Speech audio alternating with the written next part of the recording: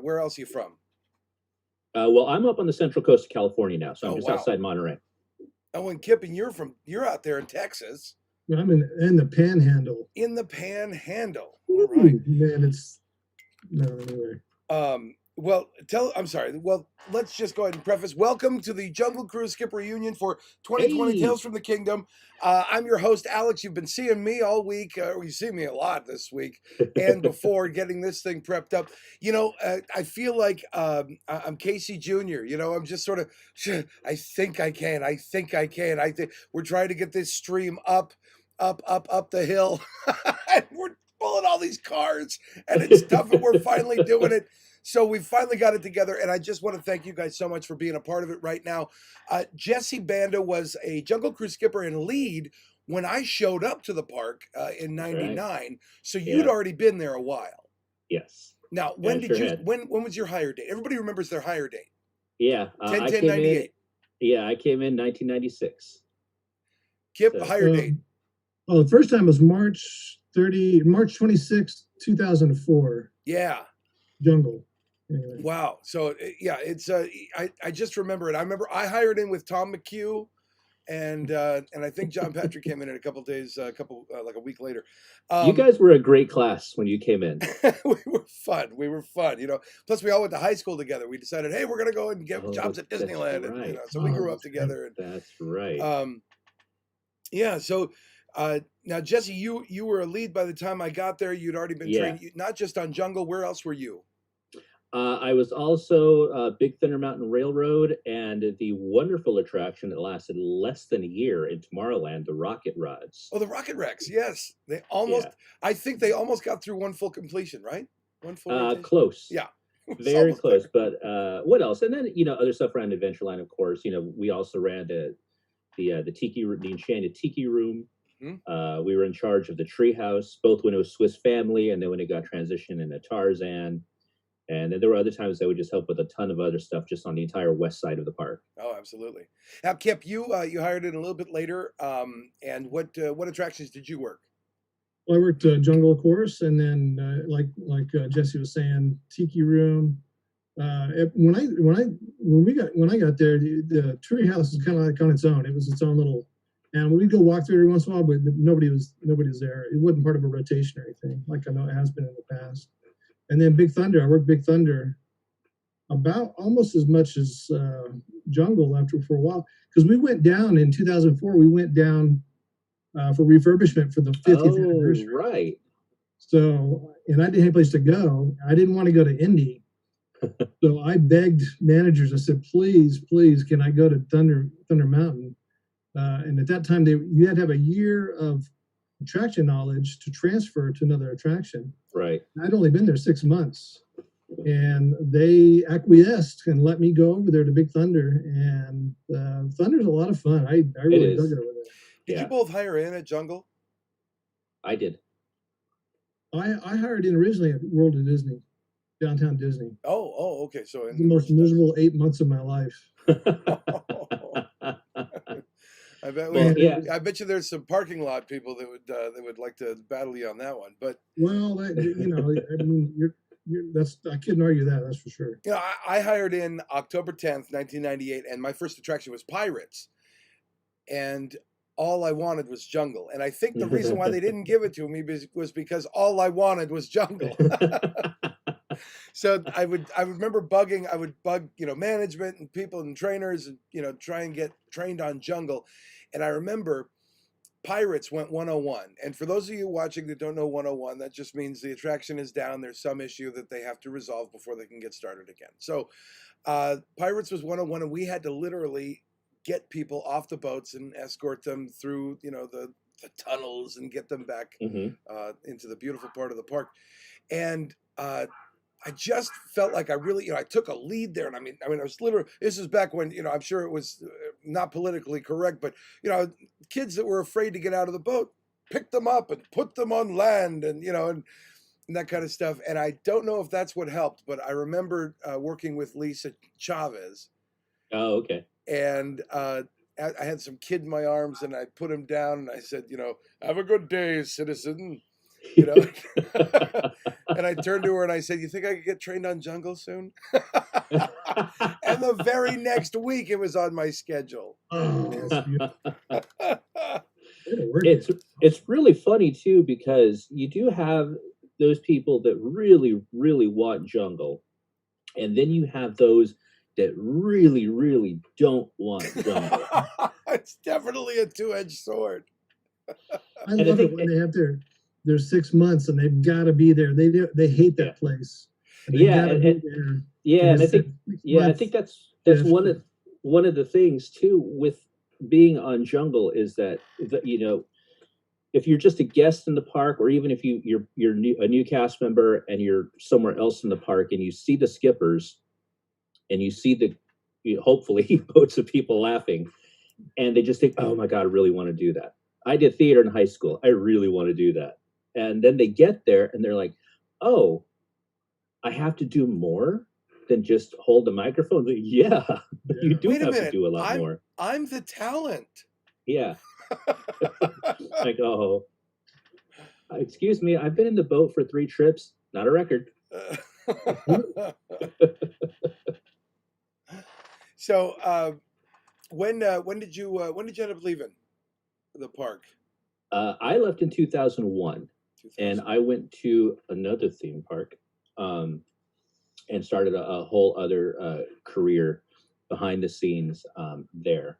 But I've always loved looking back on my time at Disneyland. I mean, it's just a wealth of stories from there. Now, Kip, you haven't left yet, right? You're on furlough. No, I'm back. Yeah, this is like I was saying before, it's my 4th tour of duty at Jungle. So I'm currently furloughed. Oh, So you know, waiting to that's exactly why we decided to do this niche con and bring Tales from the Kingdom out to people that are hopefully watching right now. You can always call in. That number is live right below us there, 458-201-8977. If you'd like to call in, share a memory, maybe from Jungle, just from Disneyland. We're celebrating the 65th birthday this weekend. And you know, Kip mentioned something, and Jesse's touched on it as well. And that's the whole reason we're putting this thing together. And it's because this place is a backdrop for some of the greatest memories of our lives. Some of the, the music, the visuals, the sights, even the smells, they are literally sewn into our DNA. Mm-hmm. And the fact that we can't get together, Kip, you're not the only one furloughed, man. We're all furloughed because we can't be there together and make these new memories. So we're getting together, we're sharing the old ones to make new ones this year. So Jesse, I would love to hear just, I don't know, maybe have you ever fallen into the drink? Did you, what's the wackiest, crazy? You're not on furlough. You have nothing to hide anymore. It's been past the 7 years. I'll tell everything that Kip can't. I have a ton. First off, I was very lucky. I never went in the jungle water. Never. Congrats. There were many moments where I was very close. Sure. To coming in. There was one time when they were building, when Fast Pass was being put in the parks, and they took away part of the Jungle Cruise queue to make that the Fast Pass distribution for Indiana Jones Adventure. So they had all this construction going on down there. And in that area where you get on the boat to Jungle, I don't think it's there anymore, but there used to be this flat skiff that was just tied off on a rope that was right there, just part of the theming. But because of the construction going on, without fail, for some reason, even though it wasn't in their way, the construction workers every morning would untie it. And so gradually, at some point, you'd see it floating in front of the, towards the boats. And so we'd have to, push it back and tie it off again. But one morning, it had drifted far enough away that we couldn't just reach out and push it back with anything. And if a boat went close to it to try and get somebody on the bow of the boat to try and push it off, the wake would push it further away. And so when it was right at front load, and we had just opened, and so we had already a line of people waiting, and I didn't want to go down for a skiff blocking the river, and so I just made the decision, all right, I'm going to try going for it. And in my head, I'm like, okay, I know I'm going in the river. So I'm just gonna deal with it. I took my radio off, took my wallet out, took my watch off, taking everything I can off. I'm like, okay. And so I worked up, the the bravery to do it. And I went back to front load, and I just launched off a front load, and I landed right in the middle of that barge, and just see it shake up and down as it starts moving. I'm like, oh God, I'm going in, and then it's nothing but still. And you just hear the entire queue of everybody watching. Woo! Congratulations. But then I'm standing there and realize I didn't have anything to push me back Right. to get it there. So you're streaming from there right now, right? Yeah, exactly. I'm still stuck there. I'm still there. So of course, then everybody had a good laugh because I had to wait until somebody tossed me an oar to row myself back. Kib, how about you? You ever been in? I've never been in the river, although I've witnessed a few. It's been one was we had a guy training, and they had pulled the boat off over to Catwalk, and it was at night, and it was the second boat in. So there's two boats there lined up on the catwalk. Well, he's got his arms full. He's got the PA, and he's got the ammo box and the gun. And he's getting ready to get out of the boat. Well, he doesn't realize the catwalk doesn't go all the way back. And he steps out of the boat right into the river. Aha. Everything, I mean, with the whole setup into the river with, and goes, oh, no. So we had to shut down so he could find everything. Was it a Wile E. Coyote moment? Did he just like hover in the air, hold up a sign, says, Yeah, and drop? Should have him. And I've seen guests go in. So that's, wow. Yeah. So it's at load, it's always some 7-year-old kid, boy, usually, and they're not self-aware, and that boat just rocks just right, and that gap gets in there, and they step right through, and boom, gone. They bob back up eventually, though. And that's why, I mean, one of the things that I didn't realize that they no longer did at load until I was there a while back is, I mean, Alex, you remember this. I don't know if it was that way when you started there, Kip, but we had to actually dock the boat ourselves. And that was a talent with the motor, go back and forth, you get forward, reverse, to try and get that boat as still as possible while they're loading the guests. It became it's a talent. But now they don't do that anymore. Really? I didn't realize it's automatic now or automated? No, now what they do is they tie off the boat, and they basically, I think they put it in forward. The last time I saw it, that's what they were doing. So they just keep the rope taut and they have, okay. The ropes are gone. Huh. The ropes are gone. They redesigned the dock, and so now the path, the ride path is more narrow, so the boats don't rock as much now. So it's kind of almost eliminated that gap. So it's still there, but it's not like it used to be. Well, that gap has gotten me into trouble. I remember I was at rear unload, and I didn't fully fall in, but I was I misjudged where my left foot was going on the dock, and I slipped and I went down, and my foot was in the river. But this was just as the boat was already docked.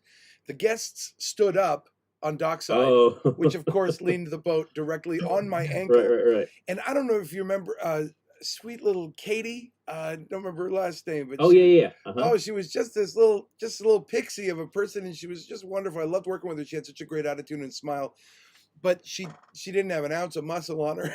And that boat is leaning over on me, and as I'm trying to explain to many different cultures and guests, can you please sit back down or lean that way? Poor little Katie is trying to push the boat off of my ankle, and she just can't do it. And my foot is getting soaked, my ankle's getting crushed. I'm having a magical day, and it's you know what? To have no gap there, I don't mind. I don't mind the gap. I'll tell you one story. One time, this family was getting in at front load, and it was about 10 of them. It was a big group, and what they didn't make anybody aware is one of the family members was blind. He was like 15, one of the kids. So they're all getting in the boat, and then this kid just comes walking up, and they're like acting like he's just, he's sighted, and he steps right through there, and he falls in, but he's a big kid, So his butt hits the dock, and he's sitting on the dock with his So, legs like an dangling. Augustus Gloop moment. And his family, this is literally what they said is, oh, they start laughing. I was, what? You can't see where you're going? Oh, jeez. Oh Man, man, I don't know. played along with it. It was really funny to watch, and he was fine with it. They were all just having a good time. Can you imagine April Fool's Day in that house? You're right. You open up your sock drawer and there's a viper coming at you. Gotcha. Crazy. I remember. Yeah, go ahead. Oh, I remember I wasn't standing at load when it happened. I was lead that night, so I was down at the shipping office, which is where you get off the boat, for those that don't know. And we had one cast member in particular. He was messing around with whoever the skipper was. I can't remember who the skipper was, but the loader was Benny. And he decided to hold on to the boat because he thought it'd be funny by standing on the step going in. And the skipper told him, "Was like, I'm going to take off." They assure you are, and so he did. He left with Benny holding on to the back of the boat, standing in the entryway. And so Benny thought, "Oh, I can make this jump." So he tried jumping from the boat to load, and obviously he didn't come anywhere near close. I remember that story. And so I saw them at load. I turned to talk to somebody another cast member at unload, and I hear these screams, which it turned out was Benny and whoever the skipper was. And I hear this big splash, and I turn around in time to see Benny just up to his chest, the water up to his chest in the river with his hands up in the air. He doesn't want to put his hands in the river of everything. So he then making his way back to the dock, he just starts jumping up and down and doing this water ballet in the river as I go running over there and trying not to laugh. And it gets better. So then he comes up to the front load area where I had jumped off previously, and I'm trying to help him get out of the river. And he probably had about as much muscle at that point as Katie did. Yeah, right. And yet he was about 2 feet taller than her. And so he's putting his arms on to load and trying to push himself up. And so I'm trying to grab a hold of him to pull him in. But for those that don't, that water makes you slimy and gross. And so as I'm trying to grab onto him, he's sliding out of my hands. And so I keep telling Benny, you have to help me, buddy. You have to kick. You have to pull yourself, kick. So when I'm saying you have to kick, his stomach is now on the dock, but he can't pull himself out. So his legs are floating behind him in the river, and they're just kicking like he's paddling behind him. So I'm yelling, no, kick, like to push himself up. Instead, he's kicking behind him. And I'm trying really hard not to laugh. I'm laughing as this is going on, so I can't pull him up because I'm laughing, and he's laughing. Nobody will help because they all just want to watch this, and they're laughing. And so finally, I think I just reached down and grabbed him by the pants and just yanked him up. Oh my God. If I remember correctly, that's probably the first time Benny's ever had his pants yanked up. I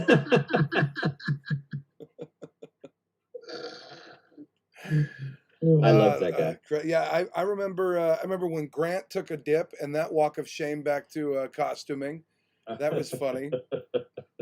Yeah, you don't want to be covered in that water. You just don't know where it's been. No, that water is disgusting. Especially when you see what happens when people from that don't understand American culture or where bathrooms are. Interesting stories there. I remember being at rear unload and catching a guy that was just his kid had to go. He didn't know where to go, so we just sent him right over to Aladdin's Oasis, and yeah, he got some relief. But we directed him, of course, where the restroom was, which was only about 30 feet the other direction. Yeah, you had things like that, and it was not uncommon for skippers to do that as well. Oh, sure. And it wasn't really a great show. No, Aladdin's Oasis was not. I mean, That's true. Well, that's other things. Do you remember the battles we used to have with Aladdin's Oasis? Oh, Aladdin's Oasis, and sometimes even the bands up above with the the steel drums. Steel Drum Band was cool with us. They were very cool. It was the other band, Alturas. Yes. Yes. That did not like us. Yeah. And because of that, they would crank their amps up even louder if we gave them grief about anything. And it was usually just us complaining because their amps were cranked up and we couldn't hear ourselves. Right. Trying to give announcements in the queue or trying to... And nobody could hear, so we just asked them to turn it down. They'd crank it up louder. And so that was when... Turned down for what? The bands have been replaced by Rosita. Now she's so loud, nobody can hear themselves. Oh. See, just go disconnect Rosita. But we used to, or I shouldn't say people used to go up in between their sets and unplug all their gear. Oh my God. But the Steel Drum Band was always cool with us. They were very cool. They were cool. Yeah. And it's not exactly like they had, a ton of equipment to crank up. There were steel drums. Yeah, steel drums and a bass player. It was, it was cool. I remember that. And the drummer. Yeah, and the drum, yeah. Fantastic. Well, what's maybe one of the craziest things you've seen while you were working there, or one of the craziest things you saw while you weren't working there? Well, I think for me, the craziest thing is probably something that I started, regrettably. Well, there's no way on earth it could be done now. The stuff, Kip, that we used to do before you got there in 2004, even before I was there, was just insane. We did a thing called the Jungle Police. Oh, that's right. And so I'd come up with this idea because I just kept thinking of I loved playing practical jokes. Alex, you probably remember, I played jokes on everybody, it was fun. But I was trying to come up with something extravagant to do, and I came up with this idea for Jungle Police. And so I thought, okay, this would be really funny. And so what I did is I got a small group of skippers that were going to be part of it. And one of them, Ryan, thought he was going to be a part of doing the joke on somebody, playing the joke on somebody else. He was actually the mark the whole time. Mm-hmm. And so I told him this elaborate thing about what we were going to do, and he thought it was great. And this was at night, so there was very few people on the ride at that point. And so he came back from a trip, and I said, we're going to do it when you come back. So when you come back, I'll pull you out of your boat, and we'll do Jungle Police. Great.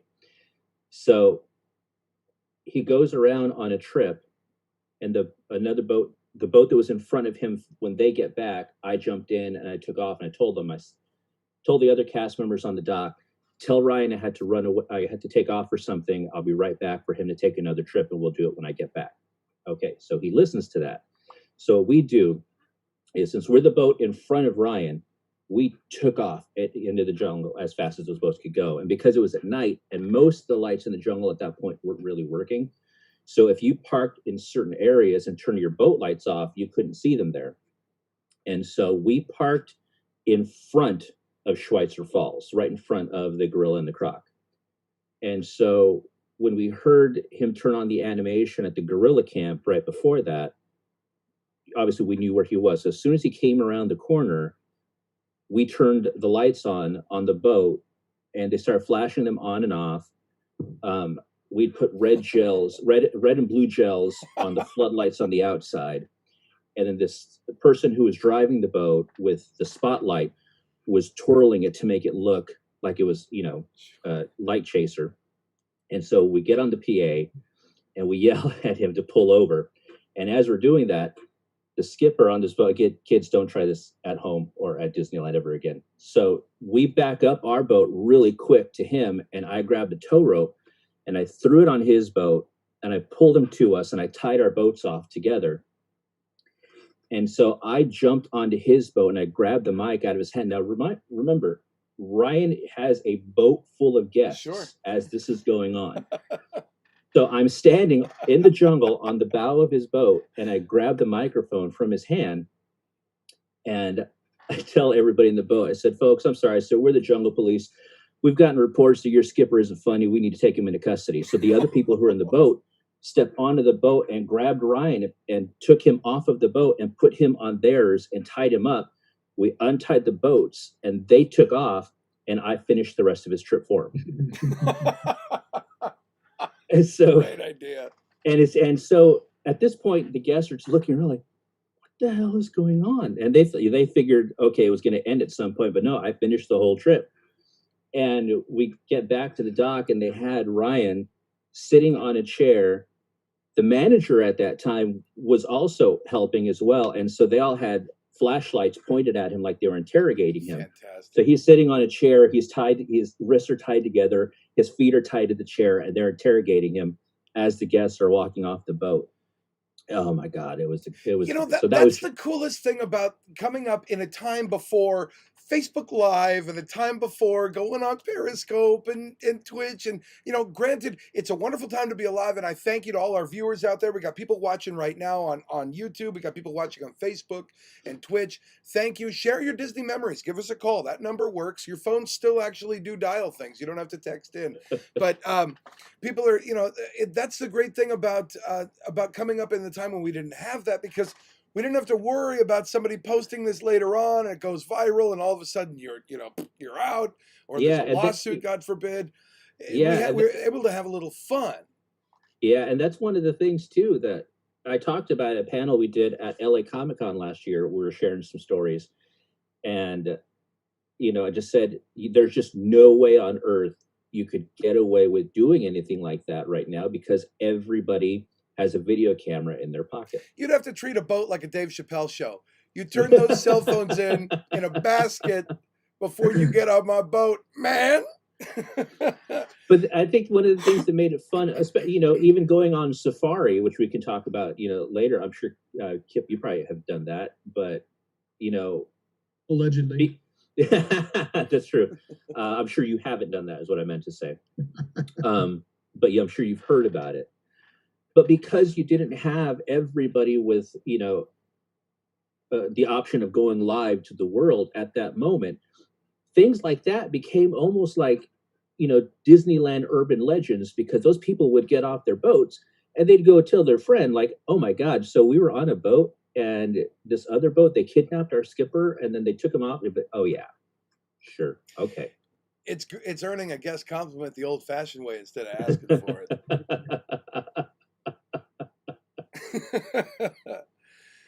Kip, I know, of course, you're on furlough, and we would certainly never want to, you know, put any pressure on you for, you know, sharing anything that you've done or allegedly done. But there's got to be a few jokes that you know, you're a comedian outside of the jungle, so there's got to be a few jokes you've thrown into the script. Is there anything that maybe you thought would be funny and maybe you could share with us, even though you've never done it in real life? Well, I'll tell you, first of all, Jesse, I want you to know your Jungle Police legacy lived on, because we actually pulled it off and when I was there. So yeah, I'm honored to know that originated with you, and I'm happy to meet you. It was we did it at night. It was a lot of fun. Well, I tell you, one time I got out into the jungle and Big Squirt out there. So, you know, when you get inside there, there's a switch that you can turn to auto or manual. And so I can't remember who was with me, but we were sitting inside there, and of course, you know, you get used to the rhythm of, you know what squirt's going to come up when he goes back down. Right. And back then, you know, 2004, it was like a fire hose. It wasn't like it is now, where it's like, you know, drip. It's a drip, but man, it was just like it was epic. So we would turn it on manual, and then the skipper would kind of like hesitate, like, oh, what's going on here? And then when they take off, man, we'd fire that thing up and just hose down on both sides of that boat. It was awesome, because, you know, obviously they're not expecting it, and you ask about jokes. So one time, Trevor Kelly, he showed up at the dock. I was at unload, and he said, and this is after his time there, and I said, hey, would you like to spiel? And he looked at me like it was Christmas Day, and he goes, did I? I said, yeah. So I said, come back, you get on my boat, and I'll let you spiel. So he gets in the boat, and we take off, and I do my safety stuff, and then as we get toward Indiana Jones, the queue area there, I go into my transition for Trevor to take over, and I say, have you folks heard about Make-A-Wish? And so I make up this sad story about Trevor and how this could be his last time ever at Disneyland. And so I said, "Here's Trevor Kelly." So I hand him the microphone, and by this time we're at the shrine. And Trevor, his first joke, he points over at the snakes. He goes, "See those cobras over there?" Yeah, he says, "They're drunk." And I said, "Oh my gosh, what have I done?" So anyway, but the rest of the trip went good. But the guests were so confused; they weren't really sure what was going on the whole time. So confused guests and guests that don't speak English can be some of the funnest boats in the world, because you can just get away with just about anything. I remember giving some of my best French toast recipes to some of the Japanese tour groups that had no idea that you were even talking. Yep, I gave a brownie recipe. I had one tour group on the boat, and it was the whole boat was this tour group, and then one couple that was American. All right. So, who was the biggest celebrity you ever had in a boat? Oh man! I mean, there's got to be a couple. At least you've been there for a few years. There's got to be a few. Oh yeah. I mean, I off the top of my head, I know I took Nick Cage and his family. That's cool. And that was a they put him on in rear unload, and they weren't going to let anybody else on. But of course, you parade them through the queue so everybody could see who's on the boat, and everybody's yelling, "Hey, Nick!" Like they know him or something. You could tell he was already aggravated, having a bad day. It's a long day for those guys. I don't know how they do it. I had Tommy Lasorda and Ricky Lake on the same boat. Oh wow! And, wow, that's a combo. And if I had to say something, the only person I ever had was a jerk, of all people, Gina Davis. Really? Gina, of all people, she heckled me over jokes. I mean, come on, I didn't write this script. You know, she's sitting there rolling her eyes and being a jerk about things. Like, look, lady, sorry you didn't make the U.S. archery team for the Olympics this year, but you don't have to take it out on me. I bought Beetlejuice. Hell, I sat through your crappy pirate movie. That classic Cutthroat Island. Oh, that's what it was. Yeah, I couldn't even remember it. Yeah. God, we could start a list of all the, not just people that I took around, but then as a lead also, there were a lot of times where I'd have to escort them doing different things, or kill time with them and their guest relations person if we're waiting for a boat. And so there are a ton of people. One of the best interactions that I ever had consistently with somebody there was Tom Hanks. Oh yeah. Tom just is one of the nicest guys in the world. And then after I went on to the other place and did things there, it just continued. And I don't know how he has time to visit the park with all his trips to Epstein Island. Right. And so he just, one of the nicest guys out there. But who else? A staple for a while when I first started there was Michael Jackson. Oh yeah. Interesting. And he had the weirdest disguises all the time too, because you'd see somebody who would be like in a red shirt like me, jeans, but then he'd also just have like a turban on and a veil, and be like, "How is that your disguise?" What was the code for it? My dad worked in the park in the late 70s, early 80s, first as a silhouette artist and then as an attraction host. And there was a code when Michael was in the park. It was almost like, man is in the forest type thing, but you could always tell that Michael was in the park because he was walking around with those weird disguises. Yeah. Did he have guest services with him, or just sometimes he'd always have a detail with him, somebody with him. It might not be from Disney, but he'd always have and a lot of times though, because he was in this, you would see him sitting on a bench somewhere in the park, just watching, hanging out, putting like popcorn under the veil to eat. Making masks cool before they were even cool. Trends. Who else? Oh my God! I remember we really struggled over who was going to take Dana Carvey when they dropped in. I was. I wanted to take Dana so bad, but I think Benny got him. I think Benny got Dana We had a skipper who once got out of a boat because she did not want to take Robin Williams. Really? Because not for a bad reason. She was so intimidated by him. She was like, "Nope, I can't. Somebody else do it. I can't do it." Wow. So Wow. Well, I wonder if that's the one that Dave, because I know Dave Schoenwetter took Robin Williams around, and Dave said, maybe you should do this instead of me. And Robin really complimented, said, hey, this is what you're supposed to be doing. So he gave him his nice way of saying, no, I'm far above this. And everybody that ever took Robin around said the same thing too. That he was very polite and dude. Laughed and just enjoyed it and made sure that you knew that he was enjoying you for what you were doing. Yeah, exactly. You know, Dana was the same way. Dana Carvey was the same way. I mean, I didn't get to take him around on the boat, but I did get to talk to him on the dock while he was waiting. He was insistent that they don't take a trip to just him and the family. Oh, nice. He had the boys with, he had the twins with him, and well, not, I guess they're not twins, but Dex and his other son when they were very little. Yeah, interesting. Yeah, other people I've seen, you know, Billy Bob and Angelina when they were together. Saw them hanging around. Matthew Broderick, that was kind of cool. Arnold Schwarzenegger, he was a fan. He liked coming to Disney. Yeah, and I think one of the craziest celebrities I ever had in my boat, though, Pimp Don Magic Wand. He got off that dock. He got off the boat, and he literally, I was getting nervous I was going to get written up or get, you know, points or something, because he was taking me away from what I was supposed to be doing, trying to sell me on the wonders of a career in pimping.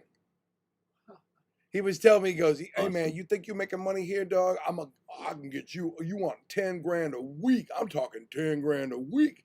And I'm like, why are you selling pimping to this fat 19-year-old kid, white dude? You know, like I got hoes. You saw potential. I got hoes lined up. Crazy. Yeah, I think one of my favorite celebrity encounters, though, I didn't take him on the boat. I put him on somebody else's, but I had to do some escorting with him through Adventureland. Was because I grew up a Lakers fan. You know, I'm an LA kid. My first games were Showtime at the Fabulous Forum. Yeah. You know, so I've been lucky enough to go to those games. And then myself and two other skippers, Frank and Ryan, we actually were at the game when Kobe and Shaq won their first championship. So we were actually there. Wow. And about a week later, Kobe came into the park with Vanessa, and I think they only had their one daughter at the time. Their oldest now. And so we're escorting them around, and I just remembered when I had a moment, I think when I was putting him on Scott's boat or taking him off, we just had a brief moment of time, and I told him, I was like, look, I just want to let you know that I was at the game last week when you guys won, and just told him what a huge Lakers fan that I was. And we didn't do any pictures. I never took pictures with celebrities there because it was usually it's a faux pas thing to do, and I always kind of kept that attitude. I just like having those moments if I ever had them with people that I admired, and it was really, really cool just to chat with him about basketball and the history of the Lakers just for a couple of minutes. And for me, I was like, that's, you know. Yeah, same. I met Kobe just after he retired. He came to the park. Oh, okay. Yeah, they loved the park. I was working at Thunder that day, and he gotten off the train. I was on Spur side, and he got off, and I was at Spur unload, and he got off, and I just fist bumped him. I said, "Hey, thanks for all your hard work. And really, fans are all grateful." And he said, "Thanks, dude." And so he just took off. But just, you know, just brief interactions. At Thunder, I met Brad Garrett. He used to come with a bunch of kids, and they rode one time, and they were going to ride again, and he didn't want to ride, so he jumped off. And same thing, I was at Spur unload, and he was just standing there, and it's kind of awkward, you know, just stand there together. And you know, I'm 6'5", he's 6'8" or 6'9". He's a big guy. So we started chatting, had a nice little conversation. Super nice guy. I'd love to perform in his club sometime in Vegas. It'd be awesome. But he's on a side note, Kip, Cindy, his general manager, is going to be joining us on July 22nd as we're doing a booking con. So she's going to be telling us what it's going to take in order to get booked in this new COVID comedy world, because the old ways are not the new ways, and they're not doing the old productions. They're not bringing in the big crowds that they did. So there's a new way we need to do things. We're going to be going over that. And Cindy, the manager of one of the, well, I would say the premier comedy club of Las Vegas, is going to be joining us, as well as some other people to guide us through that. But that's a separate thing. And it kind of leads me into what we're doing right now. If you're just tuning in, if you're watching the stream live, welcome. Hey there, hi there, ho there. You're as welcome as can be. This is Tales from the Kingdom. We're coming to you live here on the celebration 65th birthday of Disneyland. I'm Alex, former Disneyland Resort Jungle Cruise skipper and pirate and bear country and tiki guy and everything extraordinaire. Right here to my side here, we got Jesse Banda, and right below us is Kip Hart, and they are former. Well, actually, Kip is current, just on furlough, and Jesse is a former Jungle Cruise skipper as well. Now, if you want to celebrate this weekend, this is something that's been interesting. We're really proud of these. We've created a commemorative medallion for the whole weekend for Tales from the Kingdom. These are these beautiful medallions made by metal brand patches. They're gorgeous. They're really detailed. They've got several layers to them. They also second as a magnet or a patch. They come in a really neat little carrying handling case that you see here, and each one is individually numbered and cool, and documented with its very own certificate of authentication from us here at Network One. And it's just a cool thing that you can pick up to commemorate this time. We also have the Tales from the Kingdom t-shirt that you can order. Hey. We have all sizes, 2020. Anyway, we're just trying to, it's not really for us. It's just to get the train rolling. And I guess I can release this now because we got a few people watching, but we're talking with Ron Husband, who is one of the lead animators, now retired from Disney Studios, but you remember him creating some of the memorable characters like Scar and Jolly. He pretty much designed the whole scene for Fantasia 2000 with the elk chasing Mother Nature around and the fire scene. And so in high school, his daughter went to my high school, San Dimas High School, and he came to our animation class and talk to us a little bit about animation. And he set up an open invitation. Anybody that would like to come down to Burbank Studios, we'd love to show you around. I was the only one that took him up on it. But really? I spent an afternoon in Ron Husband's office. He showed me what he was working on with Fantasia 2000. He was working on the scene at that time. He let me sit and read through and look at the storyboarding book for Human Again, which was a song they were bringing back into Beauty and the Beast for a re-release they were doing. Right. He told me stories of the heartbreak of animation. He worked for months and months on a scene where the Hunchback of Notre Dame's priest sings a song to keep them out from burning the church. Doesn't forward the story, it's gone. Months of work, down the tubes. And he put sketches in my sketchbook. Anyway, we're bringing people like that together for this, and that's why we're doing the sales and the medallions. And as a matter of fact, we've only got a few of these left. So if you want to pick one up, grab it now. I think we've less than 20, definitely less than 20. We had an order of 50, so they're going fast. People really like them. It's sharing these memories. Jesse, you brought up a good point that I didn't realize that it carried over that way for me. But I started stand-up comedy after I left the park. I started getting into a professional career. I ended up winning the San Francisco Comedy Competition and working with some really heavy-hitting talents. And you know what I find myself not doing is taking pictures with them. Yeah. So I can show other people, hey, I was with this person. And I think it stems back to my days at Disney when I felt, it's right. They're people there having a good time. We're just people. And if you want to share this moment, which is what we're doing now, then have that moment. Live with it. Let it be in your DNA. Let it be in your heart and your mind. And you don't have to put it on paper or on a photograph to prove to other people that you did it. And to me, it always seemed a little phony. And I think it came from that I don't really do that to this day. I've hung out with lots of people, lots of big name celebrities, you could say. But I don't really flaunt it by showing off pictures of it because I think it's more important that I have it than everybody else does. Same here. I mean, I've been in the green room many times with other comics that, are very prominent. And just nice being in there, just talking business. And it's just a nice moment. And I don't need a picture of it. I just enjoy the moment. It's Yeah, and it's funny too because as you know, we go on to other things. There are other people that we know in our lives that maybe are starting to go on to things that are making them somewhat famous or popular, or you see them in project. It's always funny to see them pop up on something, and you're like, oh, hey, that's so and so, or it's coming up, or you go to see them doing something. Or once we went to go see a buddy of mine, another friend who was doing stand up in San Francisco. We went to go and see him. We used to be studio guides together at the other theme park, and we as we were in line, just all catching up, we heard other people in line talking about him, and it was just really funny when you hear people talk about your friends, because again, it goes back to, no, they're just people. Because to us, it's like, no, it's just Adam. It's not this other person. Alex does these things and goes on tours. Like, no, that's just Alex. It's just, yeah. I have I have pictures of Alex. Yeah, right. Showing he's just a person. That's it. I put my very large pants on one leg at a time, like everybody else. Speaking of, that brings up a funny memory. Were you there the night that Ryan did the fat pants thing? Ryan did the fat pants. We found this wrap. I think it's called a serape, and it went in lost and found. But when we were holding it up, we realized the outline of it looked like a really huge pair of pants, and we just thought that was funny. And so, of course, the weird things happen at night on Jungle, and until Ryan said it'd be really funny if you talked about how much weight you lost.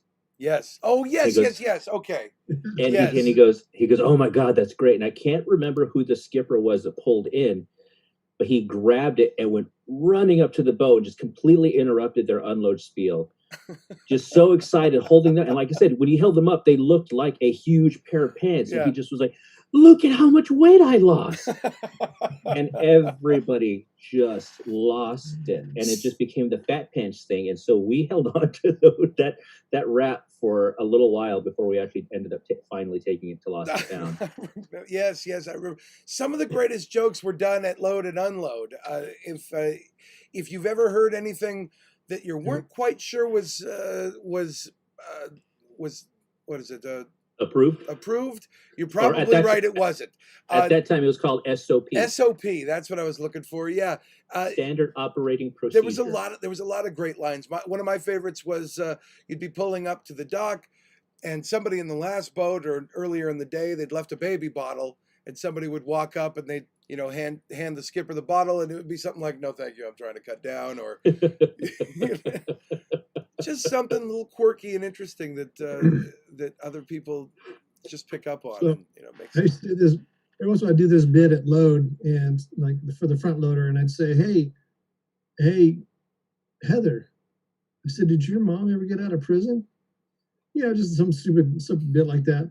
So one day I did that bit, and we did the whole thing, and then later on I get backstage, and she's backstage with me, and she came up to me and she goes, "How did you know?" And what? She goes, "How did you know that my mom was in prison?" And I said, "I didn't know." You wear it on your face, Heather. Yeah, it tells everybody. It's pretty clear. You keep baking cakes with files in them. There was one time doing a trip where it was one of those where you guys know sometimes you just go on automatic pilot, and you pull away from the dock and you're just going through a spiel. Either you're just not feeling the energy from the crowd, or you're tired and you're just not putting a lot into it, and so you're pulling out like your B game spiel. Like, okay, I just whatever. This is my sixth trip. Somebody's maxing. I'm gonna you go worked on with autopilot. And so this one trip, I'm on autopilot, and we get in to the temple, and I pulled out a standard joke from the script that I never use because it's so stupid. And it's the joke of like, don't put, about keeping your hands in there to watch out for the crocs. And like, had an English teacher come through here. Now he's only teaching shorthand. Stupid joke. Never use it. So this one time I say this joke because I'm just not thinking. And I say the punchline, and now he's teaching shorthand. And I turn around to look at the boat. The guy sitting next to me had a hook. Oh no, classic. And so you could just hear the air in the boat, even though there's no window, just go out of the boat as we make eye contact. And he holds it up and he goes, yeah. So I just looked over and said, see, he knows. Yeah, immediately every child on the boat. Something very similar story. I was working the dock one day, the GAC line, the guest assistance line there, and I had that shift all day, so that was my position that day. Wow. So, same thing. You kind of get into auto mode, and you let your guests in and whatever. So to entertain myself, I started calling the little rope there that you hang up. I call it the fiery rope of death. So I would look at it. I would say, all right, now please don't touch the fiery rope of death, and I would hang it up. So after a while, same thing. You get in auto mode. So I let the group in. They go to the boat and unload. And so I'm hanging the rope up, and I say, please don't touch your fiery rope of death. And as I hook it up, I look up, and there's a guy standing there, and he was an 80% burn victim. And he's sitting there looking at me, and he goes, I've already been. Burn. Wow. Yeah. Literally. Ouch. Yeah, I've put my foot in my mouth many times. Only one time though I actually physically hurt a guest, not on purpose, but I was getting ready for a parade route, and I was getting a rollaway from the Fantasyland stage area, and it got away from me because there's that kind of a slope. Yeah. And it rolled down, and as it was steadying itself, it steadied itself next to a kid that was standing there and just clonk. Oh. Oh, I felt horrible when I took off my name tag and walked away. I allegedly did that to a kid once, not with a rollaway, but on Jungle, we had, again, at night, all the weird stuff happens at night. This one kid, and you guys know, sometimes you get those kids that just want to touch everything. Mhm. Oh, what's this? What's that? What's this? But this kid was probably about 9 or 10 years old, and he kept leaning over the railing. What's this? What's this? He's like trying to grab hold of the throttle. He's reaching for the ammo box, my spotlight, and the gun, which of course I'm like, you did. And sometimes he had those spotlights that weren't stiff, and so it just moved a lot. Like you'd hold it up and the light would just go blunk. Yep. So no matter where you did it, it just would flop back and forth. So finally, at one point, I turned all the lights off on the boat. We're on the river, and he kept reaching over, and I had the spotlight, and I just gently just did that, and it just went dunk right in the forehead. And I just looked at the kid. I said, are you all right? You got to watch out leaning that close. I'm moving around quite a bit. That's effective. Another way to do it is just to crop dust them. They're right at that level.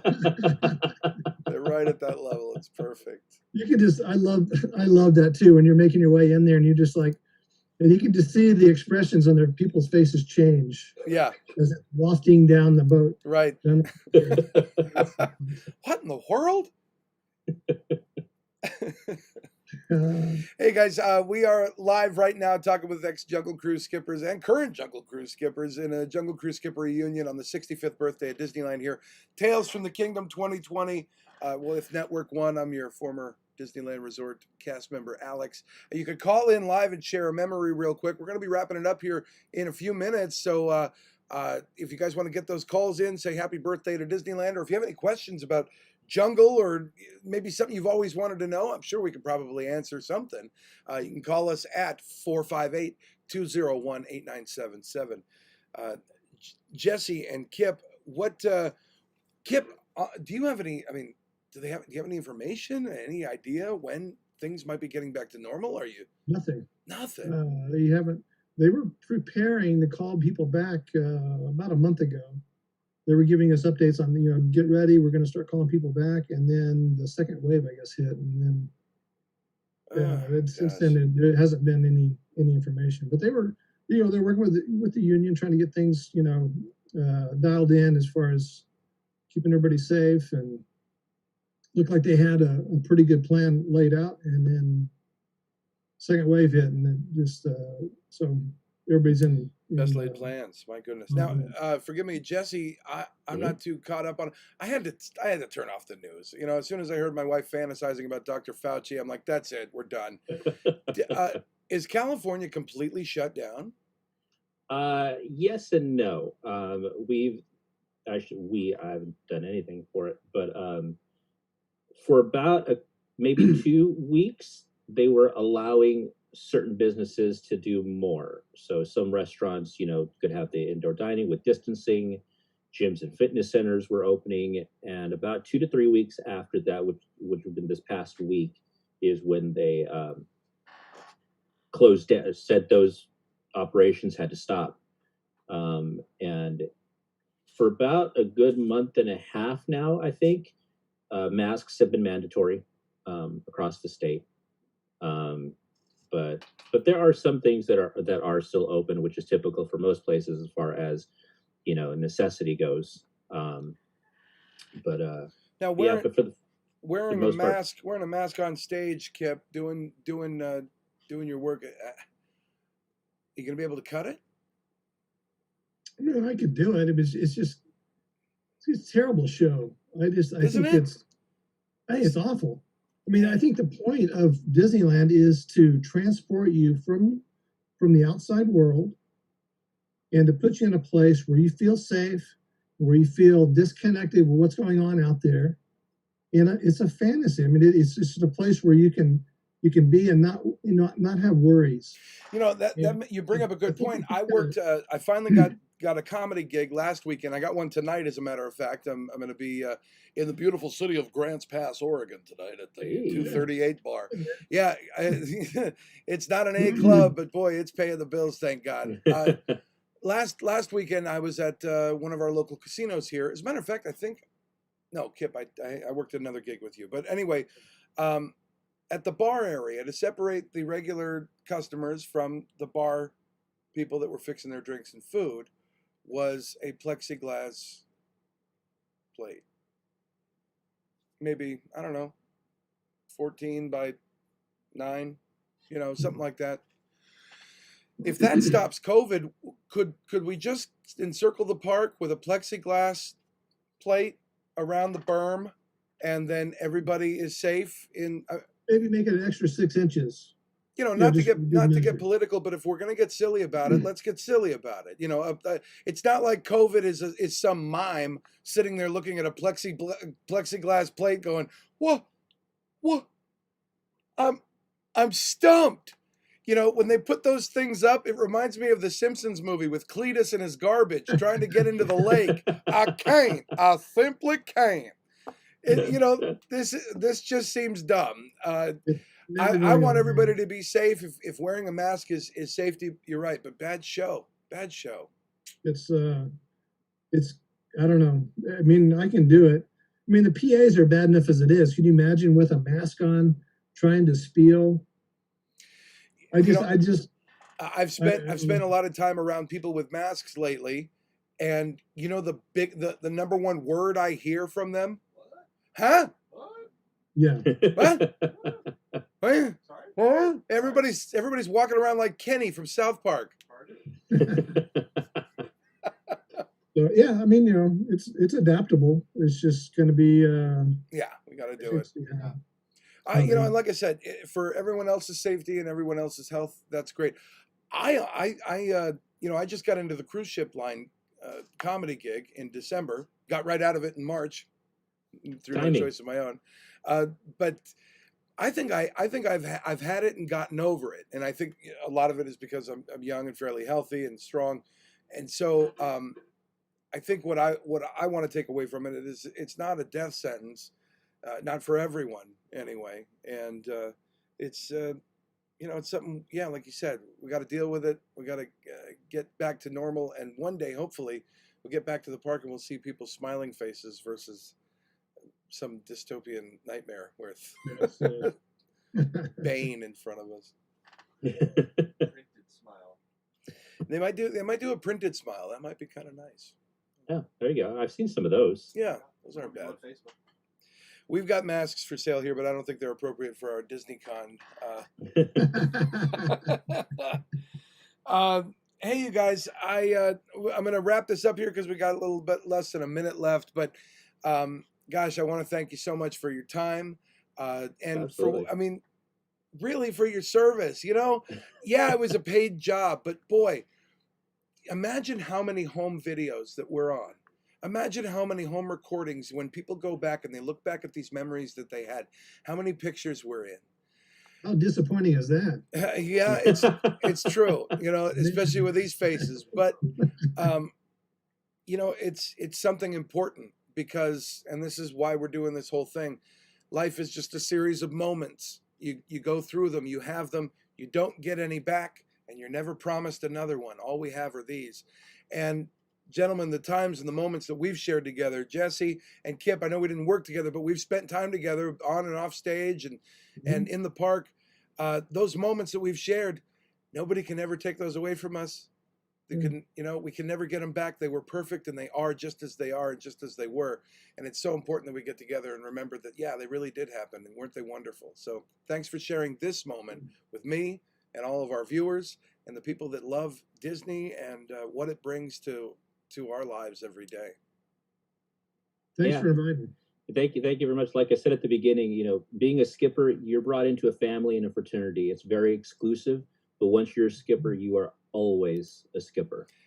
It's really true. It's kind of like college. It's kind of like the military, you know, for what, you know, what I know the experience of. I do know the experience of college, and it is very much like that. You really grow and you bond. And just like college, you really can't go back. It's never going to be the Right. same.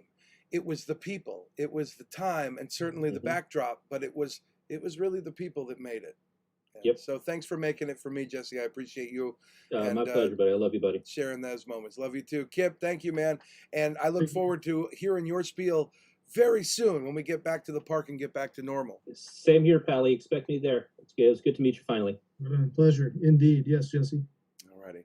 Hey guys, we are live from Tales from the Kingdom. We're going to be streaming more content throughout the weekend. Tomorrow, it's all about fun and games and show and tell. So we're going to be doing some guided tours, and we're going to be playing our Magic Jeopardy, our Disney Know-It-All. So if you got trivia on Disney and you think you got the chops, well, you need to go ahead and test your skills with us. And of course, a lot of other things. We'll be talking to more guests all throughout the rest of the weekend as we celebrate Disneyland's 65th. Thanks a lot, gentlemen. We'll see you again. Thank you, sir. Have a great day. Alrighty. All right. And we're okay. Well, he's out. Goodbye. We're clear. Yeah. Kip, great to see you, man. Thank you. See you too, man. Alrighty. Bye bye.